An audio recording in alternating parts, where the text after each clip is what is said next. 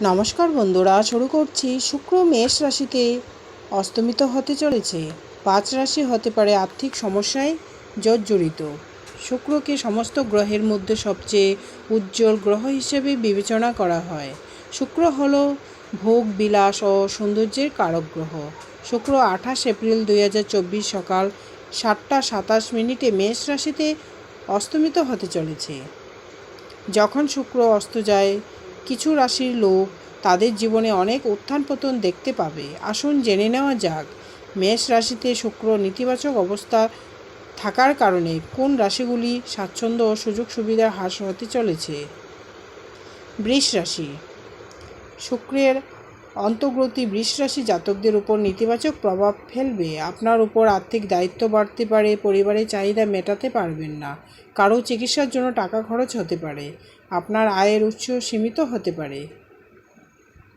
কর্কট রাশি। মেষ রাশিতে শুক্র অস্ত যাওয়ার কারণে কর্কট রাশি জাতকদের খরচ অনেক বেড়ে যাবে। কম আয় এবং উচ্চ ব্যয়ের কারণে আপনি সমস্যায় পড়তে পারেন। এই রাশির জাতকদের আর্থিক ক্ষতির সম্ভাবনা রয়েছে। অর্থের অভাবের কারণে আপনাকে ঋণ নিতে হতে পারে। তুলা রাশি। শুক্র অস্ত গেলে তুলা রাশি জাতকদের আর্থিকভাবে সতর্ক থাকতে হবে। অর্থ সংক্রান্ত বিষয়ে সতর্ক থাকার পরামর্শ দেওয়া হচ্ছে। এই সময়ে আপনি যাই আয় করুন না কেন, আপনার প্রয়োজন মেটানো কঠিন হবে, অর্থের ক্ষতি হবে।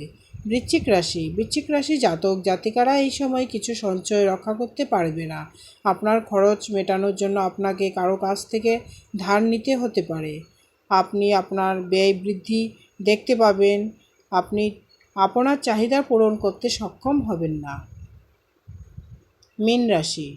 আপনার আয় কম হবে এবং আপনার ব্যয় বেশি হবে। এই রাশি জাতকেরা তাদের আয় উৎস বাড়ানোর জন্য সর্বাত্মক চেষ্টা করবে। এই প্রচেষ্টাগুলিতে আপনার কম সাফল্য পাওয়ার সম্ভাবনা রয়েছে। হঠাৎ আর্থিক ক্ষতির সম্ভাবনা থাকবে। শুক্র মেষ রাশিতে অস্তমিত হলে আপনার সতর্ক থাকতে হবে। ধন্যবাদ।